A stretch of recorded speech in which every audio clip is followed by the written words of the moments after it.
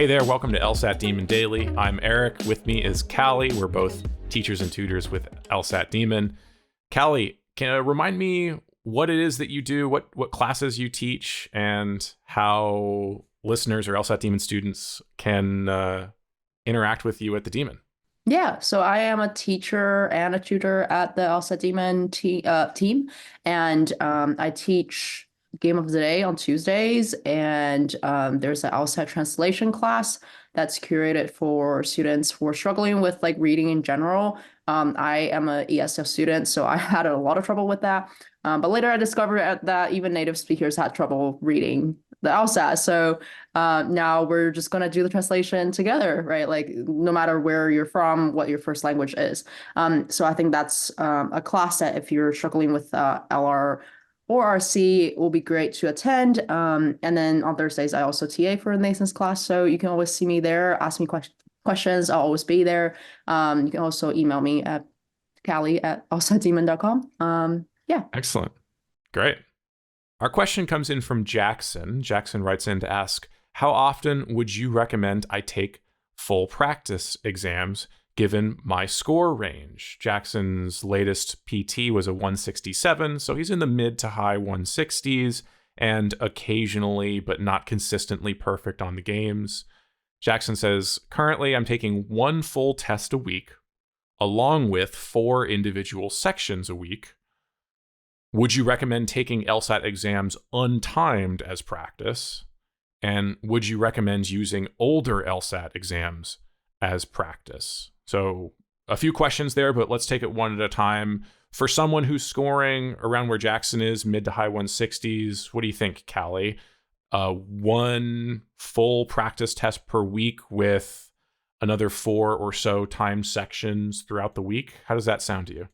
Yeah, so a lot of students I think come and ask this question, and like my first thought is that you shouldn't be asking how many before you ask if you should even take any. I think in Jackson's case, definitely like he's in the range where he can start taking some practice tests, and just to see how it's like, and then practice, the skills he's being like using. But for a lot of students, I feel like if you're still just starting off, like there's not really a reason to take a full practice test just because the review process is going to be just so overwhelming that you're not going to do a good job in actually like progressing and honing your skills. So I think like in Jackson's case, like the if question will be yes, sure. But how many, I think this is going to be a weird answer. I think it depends on how you feel, like how your response to the schedule is, right? So I was really hung up on the idea of like, oh, I have to take a specific number of practice tests as well in the beginning of my studying. And then I realized it just doesn't work like that, right? Like there's no one recipe for success. Like there's no one way to tell you, oh, you if you don't do one practice test a week as planned, then you're doomed. It's just really not like that. Sometimes you can have more busy work. Sometimes you have other stuff going on in your life, or in general, you're just more burnt out. You're in a plateau. And I think you should trust your inner wisdom, right? Like when you take a practice test, you finish the week of studying. Did you feel like you progressed? Did you feel like that was serving you? Like, I think that's more important of a question to ask than what should I do? Like, there's no should. I don't think there should be any shoulds. I mean, in most cases in the world, like, I think it's what purpose are you serving and how you're feeling about the actual study schedule that you plan out for yourself this week or biweekly. That you mentioned the word purpose. I think that's really key to answering this question. What is the purpose for taking a full practice test? That's a great question. So I struggle, like this is my personal experience, but I struggled a lot in the beginning because the one friend that I knew at the time, who scored really, really well on the LSAT, she took the approach of taking one practice test a day. Like Oh, every day, straight for 3 months. She like canceled all her traveling plans, all her like social ugh. plans just to do that. And I mean, it was a fast process. And but so I followed her advice, right? She's like, okay, this is what I did. try that. And very quickly, I realized in like 2 weeks, I had some improvements, but burned out really quickly and stopped progressing my scores. And I started focusing a lot on my scores. I think that's a purpose you shouldn't have on Hmm. the practice test, is to look at the scores, right? I think I don't know where I heard this, but this is an analogy someone used. It's like a slot machine where you're like, oh, let's see what we're getting this time. And and you just keep pulling and you don't actually think about, oh, what do I need to do to like actually improve and make my chances of getting a higher score like better. Yeah. You just think about, okay, let me just try and over. Um, and I don't think that's really how you should approach the LSAT. So I don't think that's for practice tests, definitely not something you want to do. What would you say would be the purpose of practice tests? I agree with you 100%. I think that for too many students, the purpose of their PTs is to see what score they get. And we do need to do that occasionally to know whether we're satisfied with our practice test scores so that we can sit down to take an official test. I also think there's something to going through the experience at least once. Like if you're going to sit down, you don't want anything to feel new on test day. So if that means having at least one experience of what it is to sit down and actually do the several hours of a test in one go, fine. It can be useful to have that experience just so you know what it feels like. But even that, it's like, whatever. You're just doing the LSAT for a couple hours, which you probably do anyways in your regular practice sessions. Beyond that, the purpose of a practice test should be to get better at the LSAT. But often there are better ways to get better at the LSAT. Specifically ones that, and you mentioned this as well, Cally, ones that make it easier to review your mistakes, which for many people, a full PT is just going to generate too much stuff for you to effectively review.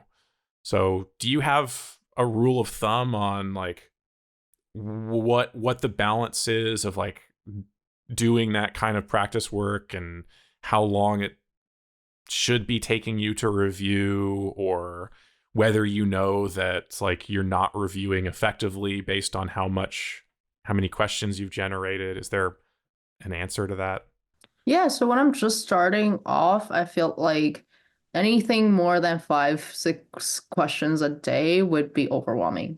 If I'm, doing something wrong, or I don't know like really the answer to like a question, even if I got it right, then I definitely want to just kind of review it and see if I can get like, actually understand it, right? And that process is surprisingly demanding. Like it was really, really difficult because you have to concentrate like with all your brain power. It took more out of me than actually doing the question, right? Like the review process. So I feel like really putting the emphasis on that would help a lot more than doing the full practice test, or even, sometimes doing the questions themselves.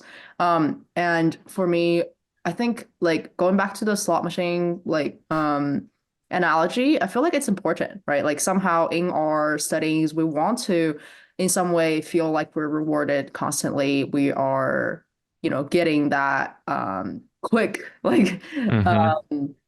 dopamine rush that we Mm-hmm. want. But I just don't think it should come from practice tests. It's just a little silly to do that because it's such a long process and you're probably not going to feel good because you're probably not going to improve after Yeah. a while. So I think the smarter way to use a slot machine on the LSAT is probably doing one question at a time and review it really, really well.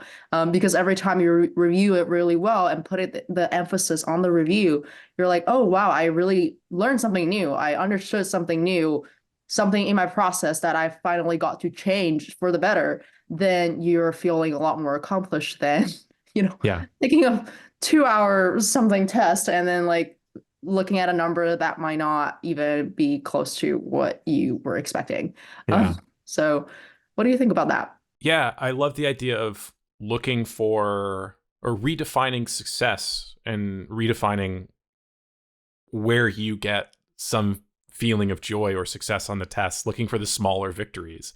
Can you change that from, oh, I scored 2 points higher than I normally do on my practice test this week, Can the victory instead be, I feel like I really nailed this parallel reasoning question and was able to eliminate answer choices really quickly, and there was no doubt, and that is a victory for me. I feel like I unlocked some level of confidence on this question. Because that might feel smaller than a 168 if that's higher than your 167 last week. It might feel smaller, but actually those are the real victories that matter. Okay, so to answer the question, 1 PT a week, not necessary. I think that's fine if you're in a position where it doesn't take long to review all that, but not necessary by any means. Do keep doing those individual practice sections. Those timed sections, I think, are important, and a smaller lift than the full practice test. So keep that up. A couple other questions that Jackson asked, we can maybe wrap up real quickly. Would you recommend taking LSAT exams untimed? I don't really see the value in that because I feel like drilling already does that for you, taking off the time pressure. When you're doing the practice test, I know like Nathan says this all the time, it's to practice ignoring the timer, right? So if you're doing it on time, it doesn't really help with that purpose, and just seeing, okay, can I really like use my drilling skills in the same way, but in a different setting? So I think that timed factor is only important in that way. But I don't know, do you see any value in doing on-timed No, tests?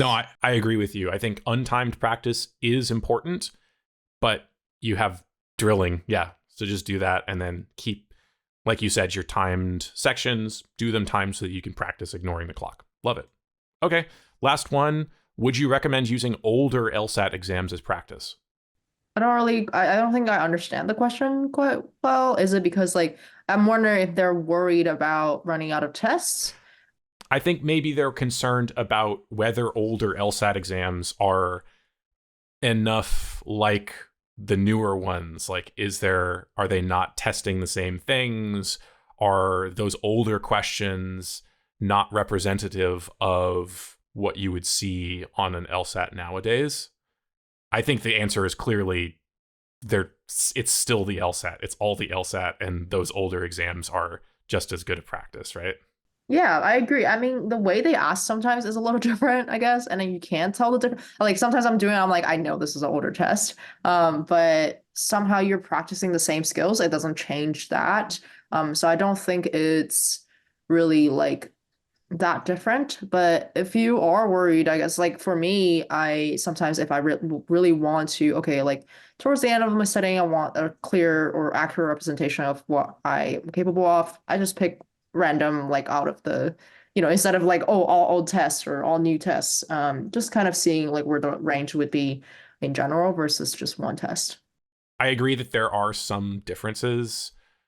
They're so minor that they just don't matter. It's mostly a matter of, like you said, form or style compared to the content. The content is the same. Anything else for Jackson? No, just good luck on your studying and keep it up. I think you're doing already really well. Just yeah, listen to your needs instead of like thinking about a rigid schedule. Perfect. Thanks, Cally. Thank you. Email daily@lsatdemon.com if you'd like to ask us a question or share some LSAT or law school admissions news. Thanks for listening.